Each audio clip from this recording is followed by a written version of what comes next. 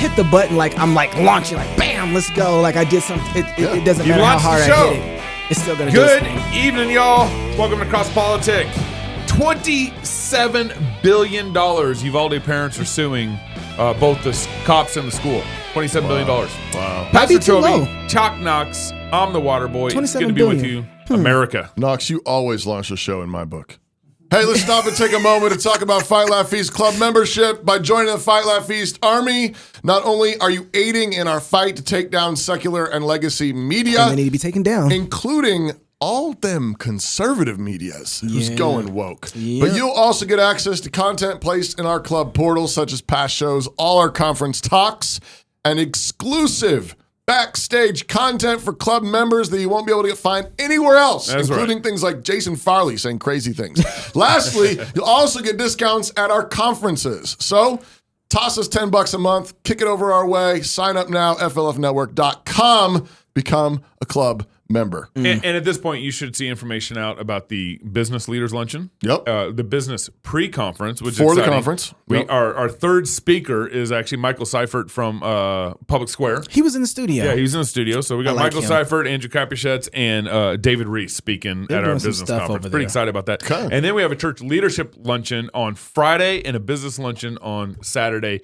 You guys should be able to sign up when you go to the website. It should all be there to be signed up. If people have already signed up, can they go back and register for one of those events? There's a way to do that? Okay. And we're also sending out emails to everybody. Where they can sign up? Yeah. Okay. So the Uvalde, there's this Texas House of Representatives put together an investigative committee on the Robb Elementary Uvalde shooting that happened. Yes. Me and Knox, we've been following this. We talk about it almost every week, actually. It comes up in our show prep.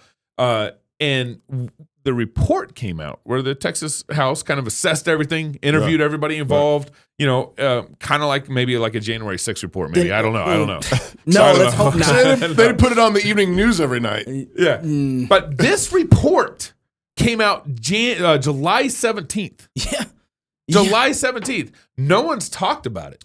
Yeah, it's been kind of buried in the back of media. Why? I think this is a failure of the Fourth Estate. I think that the Fourth Estate is being controlled. What's the Fourth Estate? The Fourth Estate is so you have four. One of the states is the nobility. The second estate is the clergy. The third estate is the Commonwealth, the common people, and then the fourth estate is media. And media makes sure that each is kind of the mortar between all of these three, so everybody knows what's going on. Make sure there's communication going on. Communication. It's the main point of communication. So the reason we don't know about this report is because the Fourth Estate is being controlled more by what's popular instead of what people need to know. So the Fourth Estate is driven by the economic setup of the common man and the nobility because they're in their pocket too. And they don't even talk to the clergy anymore. They're almost part of their own clergy. Or they made the nobility clergy. Yeah, right. And so because of that, they are not saying this is important. You need to look here. This is information that's going to affect your life. This is going to make you think differently about what's going on between the other three estates. And because they are being controlled by what's popular, what's in the news, and what's happening, and what's trending, buddy. They special interest. They're not doing their job. But even in this case, I don't think there's special interest in this particular situation. This is just a breakdown of the Fourth Estate. They are being controlled by what's popular. So if you remember, the first information that was coming out, Wolf. Actually, the state cop was on Wolf Blitzer. A lieutenant, not DPS. lieutenant. Not lieutenant. Remember, lieutenant passed out in the hallways. No, Escalade. I thought it was okay. Yeah, he'd passed out in the hallways. And here's the first information coming out. DPS director. Yeah, DPS director. That's right. Here we go. But don't current best practices, Lieutenant, call for officers to disable a shooter as quickly as possible, regardless of how many officers are actually on site? Correct. The active shooter situation, you want to stop the killing, you want to preserve life, but also one thing that, of course, the American people need to understand is that officers are making entry into this building. They do not know where the gunman is. They are hearing gunshots. They are receiving gunshots. At that point, if they proceeded any further, not knowing where this suspect was at, they could have been shot. They could have been killed. And at that point, that gunman would have the opportunity to kill other people inside that school. So they were able to contain that gunman inside that classroom so that he was not able to go to any other portions of the school to commit any other killings. Except for in that Except for in that where people were still alive classroom. and they the didn't producer's go. telling us that your phone needs to go off, Gabe. Yeah, the producer does not like your phone on. He's standing up over here telling you like, knock it off. It's Lieutenant. I'm doing It a is show. Lieutenant. It's Lieutenant Escalon. That's Lieutenant Escalon. Well, at one point he was supposed to be doing. He wasn't supposed to be giving this interview. This is what people don't know. He wasn't supposed to be giving this interview. Really? There was actually another lieutenant who was actually on the site for most of the day, who was supposed to be giving an interview, but he had passed out In the hallway. In the hallway.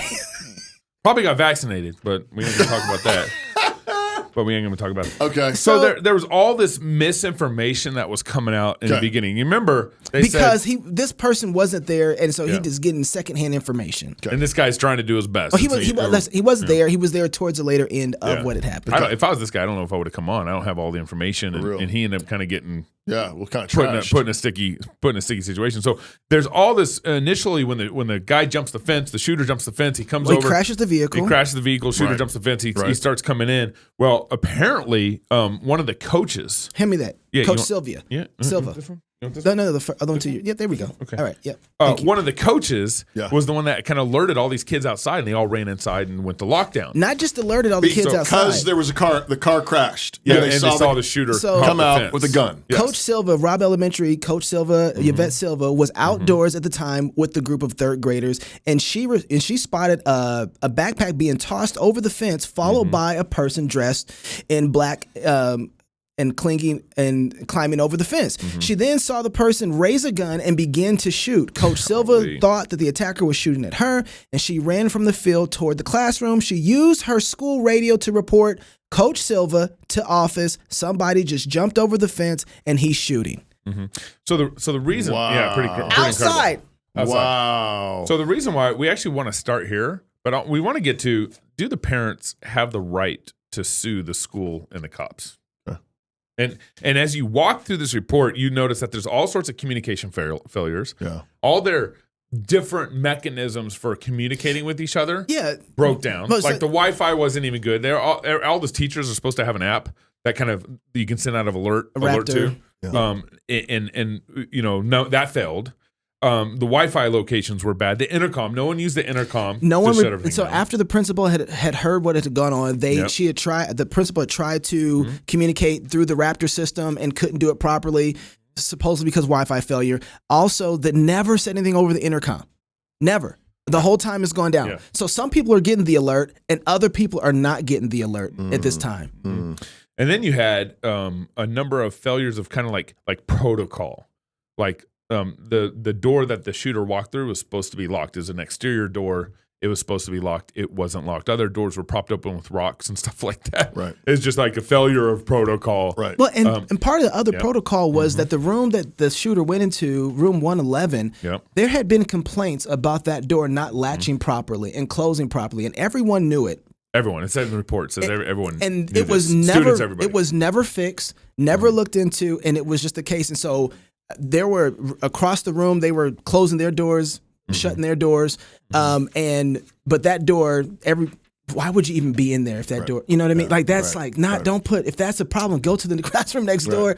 Don't even be in that classroom. And the other, I mean, go ahead, Gabe. You got all the. No, keep, if you have anything else to add, I want to move on to when the cops, the failure where the cops failed. So we talked about protocol communication. I wanted to move on to where the cops failed. If you have anything to add there. Okay.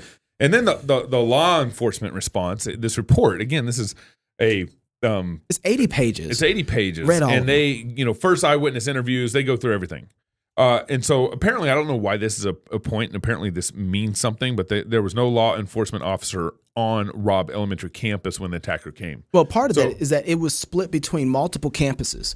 So there was like 7 officers split between the high school and other campuses. On call for and all so those they campuses. would cycle back and forth and do walks like once or twice a week, a couple times a week. So there wasn't like they had enough police officers to be on site, on call constantly in that moment. So they were doing their tours. Yep. And so that's why they were saying there was no police officer on site. And back to one of the information pieces, you remember one of the information pieces that came out was said, cops confronted him, they shot him, they saved a bunch of people from dying. Remember that? Right. That was like one of the initial reports that came out. We have a hero cop in there. they shot him and all that stuff. And that wasn't true. Although multiple law enforcement officers, they arrived within a few minutes of the attacker coming over the fence, but there was no confronting the shooter between the building and the fence. Yeah. And that was one of the reports that also initially come out through But all this. so there were cops there before he went into the building? No. Okay. They arrived after the Right, shooter okay. had jumped over the fence. Okay. No, I'm talking about before he gets in the building. I can't remember exactly the timing of that, but I think that there was a moment where Did they have an opportunity to keep him from going in the building? That was one of the initial that was- reports, and that did not happen, as I understand it. Yeah, I don't think And that this was. report never says that. Yeah, this report doesn't make it exactly clear if they actually had direct contact. There was moments that they thought they might have had contact, but it actually ended up being a coach who was running back in the building. So they were going to shoot that guy, but by the time they realized that he wasn't the guy, they're getting a call that the attacker's inside And the here in building. the report, here it clarifies it. It says, after entering through the unlocked west door, the attacker had about 3 minutes in the west building before first responders arrived at that building, including approximately 2.5 minutes, during which the attacker estimated to have fired about 100 rounds in the hallways, just randomly firing. Well, yeah, keep going. So, and then it goes on to say it was actually an active shooter scenario. So the chief gets on the scene. By this time, Arredondo, I believe it is Chief Arredondo. By this time, the chief, by this time, the attacker had gotten into room 111. Room 111 is the big room. The door was unlocked. By the way, so the reason that the shooter's picking this area is because he went to school here, and that room is a room that he used to go. Interesting. And was a and he was student unlocked. at. And so he had had unlocked. some issues there with other kids and bullying and so on and so forth. So it wasn't like it was random. Got it. He actually had intentions to go to that room because of personal connections to it. So it should have been called an active shooter scenario, but the chief labeled it a barricade subject scenario, which is a very different protocol on how you handle the situation. It says here in the report, it says an active shooter scenario differs from a barricade subject scenario in that law enforcement officers responding to an active shooter are trained to prioritize the safety of the innocent victims over the safety of law enforcement responders. Yeah, right. Sacrifice their own lives. That's right. Do whatever it takes to apprehend the shooter. Yeah. Whereas if it's and the difference would, I think I'm understanding it to be a barricaded shooter would be like if he was by himself in a classroom. Yeah, I don't know if they made that clear, but they didn't think that part. I'm assuming that's what it would be though. Yeah. A barricaded shooter is like he's by himself. He's not the only person he could possibly harm would be himself. Be himself at that point. And so there's a different protocol. Yeah. Yep. And so by this time, the chief's on the grounds on the facility. He was. It says here he was one of the first responders to arrive in the West Building too. The chief. And this is where he had ground local knowledge from the jump. Right, but he didn't have the proper ways of communicating. This goes back to information. So then it goes on. It says by the time dozens of police officers were on the scene, the chief did not assume his pre-assigned responsibility of incident command. Mm-hmm. So you have information going from Bortak to the DP to all these other people that nobody knows what's going on or what's happening in the situation. It wasn't a central form of communication, even to the point that you get 911 calls and not everybody knows that there's people still alive. And the chief wasn't in a position to receive that information from 911. And then to communicate and dissipate it to everybody who needed to know. Yeah. And so there is a massive, again, Neil, our producer, we talk about this. This was a massive communication failure. And also, I was thinking about this as well. He didn't even know there were casualties inside the room because he wasn't getting information from 911. Yeah, man, we're going to have to talk more about this. There's so much to this report, and we barely got a chance. The question in the back of your mind is $27 billion. Do the parents have the right to sue? Yeah. And then one of the things I want to bring up is where's the dad in all this? The report specifically states his father had abandoned him. Oh, man. No father. That was the first thing when it said family, did the family analysis. No father. Of the shooter. So actually the family analysis is really interesting. I want to talk about this more because I think at the end of the day, the responsibility is on families. We are the seminary into the church and into the culture, into the world. And whatever the family is producing is having an effect and running rampant in those environments. Yeah. And so you have to say, well, what kind of people are we raising? Are we raising the kind of cowards that we see in society that don't that don't go after the shooters? Or are we raising the shooters? Yeah. We're raising or both are of we these raising the people who stop the shooters? Or are we raising the kind of people who will go in and stop? And so we're raising those kind of, there's so much we didn't even get a chance to talk about. We'll talk about more. But right now we have Kay Rubacek. Yes. Kay Rubacek, and you guys do not want to miss this next segment. No. It's going to be amazing. Maybe we can talk some more about this in the backstage because these 80 pages, again, I can't believe no one's talking about this. July 17th. Every news July story 17th. needs to be about this That's right right. now, and That's right. less about Joe Biden and how docile he is. All right, more Cross Politic coming up next. Don't miss this next segment. We're going to talk about how we can beat misinformation and communism with the family. Next on Cross Politic. Hi, I'm Robert Borton, CEO of Classical Conversations, the world's largest classical Christian homeschooling community. I'm launching a new podcast, Refining Rhetoric. If you like cross politics or just listen to hear what crazy stuff they're saying today, you will enjoy Refining Rhetoric. You can find us on your favorite podcast platform. I practice the 15 tools of learning by interviewing great guests, looking at current events, and talking about cryptocurrency. This is where Dave and I plan this year's company holidays. Let's go through the list. Easter, Too religious. St. Patrick's Day? Too white. Mother's Day. Way too cisgendered.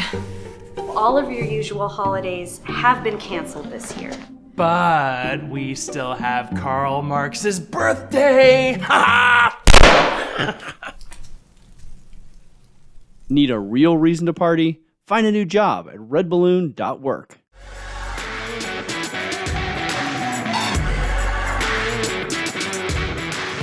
Save it for another time. I know. Welcome back to Cross Politic on the Fight Laugh Feast Network. Not so long ago, the American dream was alive and well. Employees who worked hard were rewarded, and employers looked for people who could do the job, not for people who had the right political views. Redballoon.work is a job site designed to get us back to what made American businesses successful: free speech, hard work, and having fun. If you're a free speech employer who wants to hire employees who focus on their work and not identity politics, then post a job on redballoon.work. Let's come to that. If you're an employee who's being censored at work or is being forced to comply with the current zeitgeist, post your resume on redballoon.work and look for a new job today. Message. Redballoon.work, the job site where free speech is still alive. And Redballoon.work. It's .work, not .com for commie. Right. And Andrew is going to be speaking at our conference at a pre-business workshop in October 6th. In Knoxville, Tennessee. Knoxville, yes, sir. So sign up for that. Hey, we're really grateful to have Miss Kay Rubacek on. She's a celebrated author, award-winning filmmaker, distinguished documentary journalist. Interesting. Kay, thanks for coming on Cross Politic. Good evening, gentlemen. So glad to be talking with you. Absolutely. You're the author of the book, Who Are China's Walking Dead? And I'm afraid I need you to tell me the answer to that question, because I don't know. So what do you mean by that question? Is this like a sitcom or a TV show? Who are China's Walking Dead? Why did you need to write this? You know, I didn't want to write this. To be honest, I didn't want to. I interviewed dozens of former Chinese Communist Party officials when I was making a movie about a family story. Actually, I was making a movie about a family who suffered persecution in China, in America, from the Chinese Communist Party, from that regime. But they couldn't tell me they were victims. They couldn't explain to me how the Communist Party could be so cruel. And I'm talking about today. I'm not talking, decades ago. I'm talking about very today, current stuff. And so I decided to get the answer to that question, how can they be so cruel, humans against humans? I had to interview people who did it, people who did torture, people who arrested others, people who put out propaganda. Wow. So I interviewed a former army colonel. I interviewed a man who didn't just run one labor camp. He ran multiple labor camps in China, slave labor, prison labor camps. That's what I'm talking about. Right. And so I interviewed a bunch of people for this movie. And I got what I needed for the movie, but what they told me was absolutely mind-blowing. And I'm someone who's been studying communism for a few decades now, and my family's suffered from it over 3 countries, 3 generations. I myself have been in a Chinese prison, so I thought I had some idea about communism. Yeah. But they told me, one of them first told me, he said, we are walking corpses, walking flesh, soulless bodies. And the translator, this was coming through my ear in simultaneous translation, and I had to stop the interview at that point, which I rarely do. But I said, I don't understand this. This is very important. I need to get this. And she was trying to explain it to me, and I said, I don't like that term, but can we say walking dead? Yeah. He said, yes. So I proceeded to ask every other insider when I interviewed them. I would just casually say, have you Have you heard of this term, The Walking Dead? Oh yeah. This is what we've known this for decades. This is what academics said when communism came into place, that this is what we would become. They said this more than 50 years ago. So this is what happens when socialism takes over. It's this evil ideology, really. It's just man trying to play God, essentially. And that's what they're, just to simplify, which I think we should do. I think we should simplify, we should call it what it is and look at the facts. And so my book goes into my interviews with them and my journey of understanding how evil this regime is. But it's in a story form, and there's a bit of humor as well. So, you can pick up any chapter, read it through from beginning to end, and you'll get a story of how propaganda works, of how this prison system works, but also, more importantly, what we're facing here today, so that we can learn from that and hopefully avoid the same fate of China's Walking Dead. So Kay, what does it paint the picture of what it looks like to become a Walking Dead? So it's when your conscience is separate from your body, your reality. And I mean, it is like that when you get killed inside. When your soul is taken away, when you are, you lose the human spirit, you lose your free will. And it's not that you lose it; it's that you give it up. Mm-hmm. And that's essentially how this ideology takes over. It's so brutal, and it just knows that with all really, there's been a century of studies done by this regime, this tyranny, evil, whatever you want to call it. I like to call it tyranny to give it an umbrella term, but. Mm-hmm. They've done so many scientific experiments on how to break the human body, how to remold us, how to remake society. That concept of playing God that I used before, and they cannot break the human spirit. That's what sets us apart, because it's not man-made, is it? Right? So when you recognize that, then, and they know that, but they try to stop us from being recognizing our true origins, really, and so. They just need to keep wearing us down. And this is what's happened in China. And we're seeing that here in the US now, but just we can see China as an example of what happens after long term. So they're worn down over time. Their values are removed. Their ability to have freedom of speech, freedom of belief is taken away. In China, they don't know the term human rights. That's not something they're ever taught. It's a very different system. So you lose that ability, the value of free will, essentially, and your spirit gets broken. And so they say, what do we replace that with? We replace it with money and materialism, but is that really what we're here for? So that's how they described it to me. So Kay, you spent some time in Australia, and then you just mentioned a moment ago that you are seeing it here in the U.S. Well, she was in Chinese prison before that, or something. Yeah, right. But what? But how did you see this in Australia, and how are you now seeing it in the United States? So I was born and raised in Australia to a family of Russian immigrants, and they didn't tell me about communism because they had escaped it and they found freedom in Australia. But over time, especially when I went to college, that's really when it started to sink in. I didn't see it before that, but in college, I was indoctrinated with this socialist education. I was doing a fine arts degree, and I was not allowed to do fine arts. I was being taught to do psychology.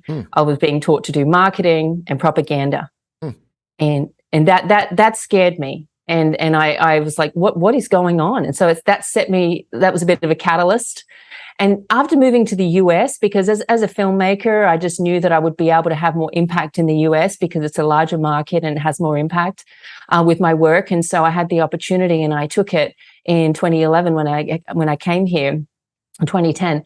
And then I had kids, they're now teenagers, but at the time I was looking at the school system, and that's when I started to notice what it's like here. And I was also looking at the entertainment system, and I saw how much the communist ideology, the communist plans had been put into place. It wasn't just seeping in. When you look through 100 years of their plans, they've just carried it through. That's really as simply as it is. We can see it a bit more obviously now, actually quite a lot more obviously now, but it's been there.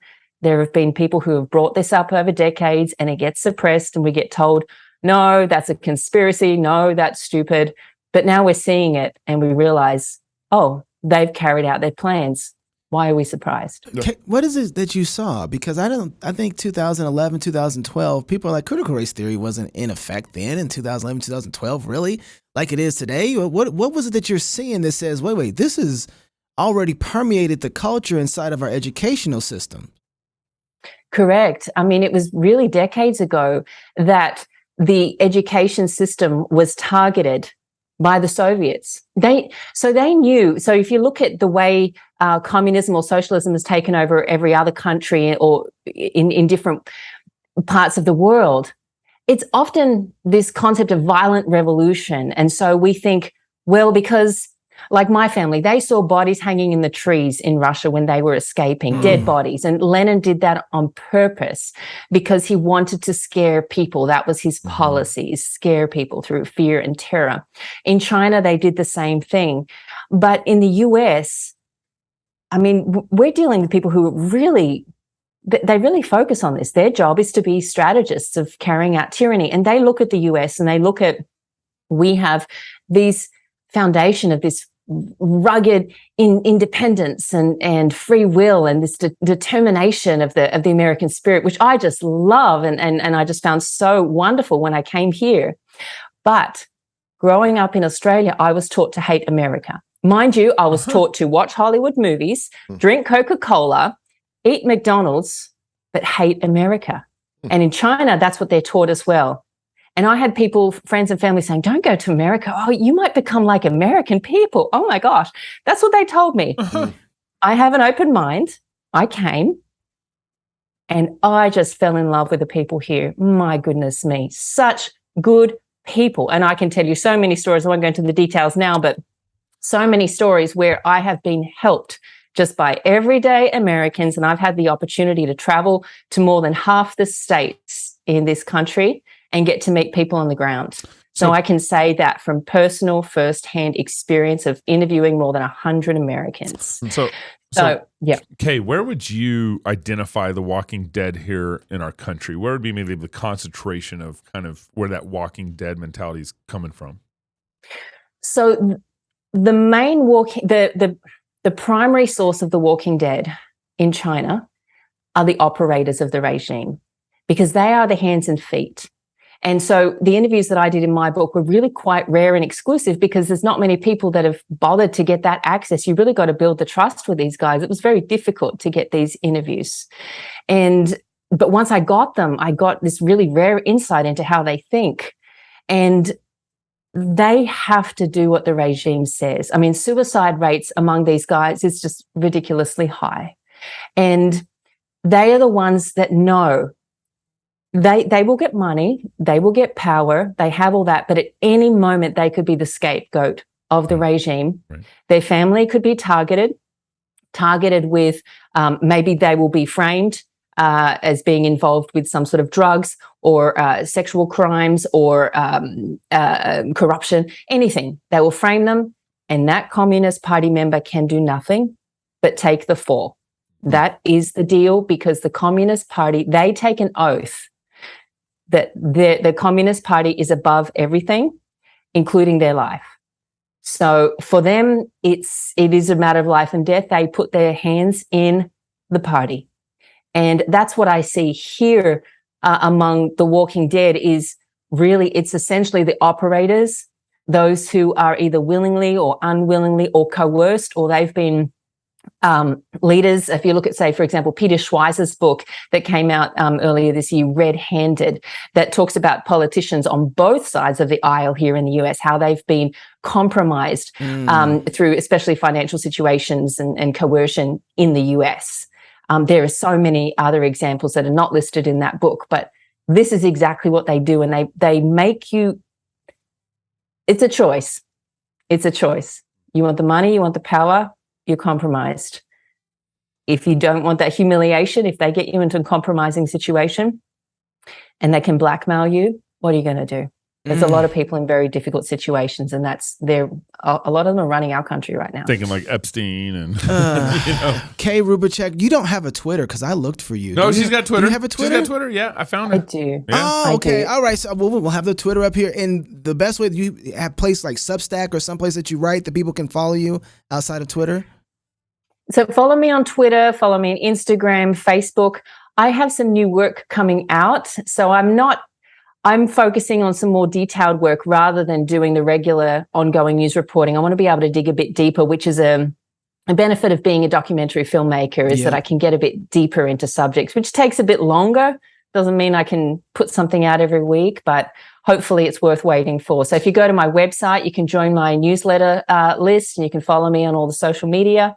And my website is my name, KayRubacek.com. Okay, I want you to stick around with us if you don't mind, because I want to know if America actually has an immune system be able to fight what you see is coming. That's right. We'll talk about that backstage, so you might want to be a Backstage Club member so you can enjoy this conversation with us too. If you're single, get married. If you're married, have you some kids. And if you have kids, go baptize them. Until tomorrow, love God with all your heart, soul, mind, and strength. Love your neighbor as yourself. Go fight, laugh, and feast. This is Cross Politic. Home. It's where you build your legacy, where traditions are started, seeds are planted, meals are shared, and stories are told. We are Chris and Natalie Carpenter, owners of Story Real Estate, and our team of top agents helps people find homes in Moscow, Idaho, and around the country. Have you thought about a move? Contact us to get connected with a top agent who shares your values and puts your family first. Or reach out to us about our Moscow relocation guide. Wherever you're looking to go, we can help you find home. Call us at Story Real Estate or visit us at storyrealestate.com and start building your legacy. The season of Augustine and the season of Cassiodorus were very different moments in a crucial transformation that occurred in the history of the Western liberal arts. All right, so just stay like this. How am I doing here? So, yeah, you don't like this, huh?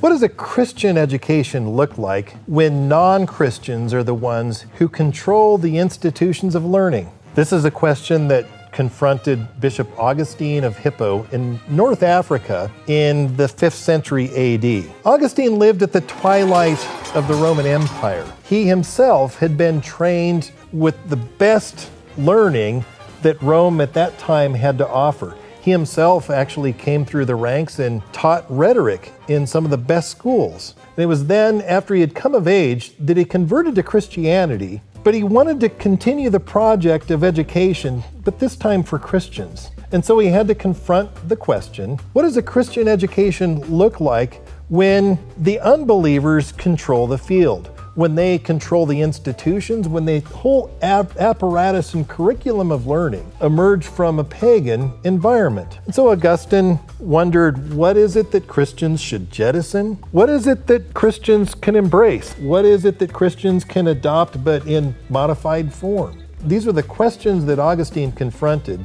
when he sought to educate Christians in an environment when unbelievers dominated the field. A century later, we see a man in the south of Italy named Cassiodorus, who faced a very different educational landscape. He had to ask, what did a Christian education look like in an environment where unbelievers had abandoned the project of education altogether? The infrastructure of learning had entirely eroded. If education was to proceed at all, it had to proceed on the foundation of Christianity. The Christians had to be the ones preserving education. What does a Christian education look like when Christians are the ones forming the institutions, when Christians are the ones organizing the curriculum?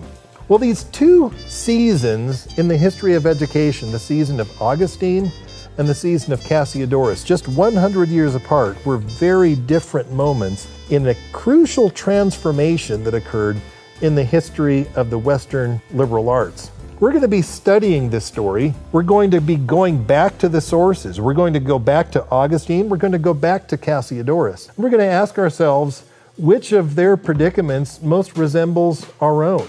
Which can we learn from Augustine's period? What can we learn from Cassiodorus's period? As we confront these questions, we're going to engage these sources, and we invite you to join us here at New St. Andrews College.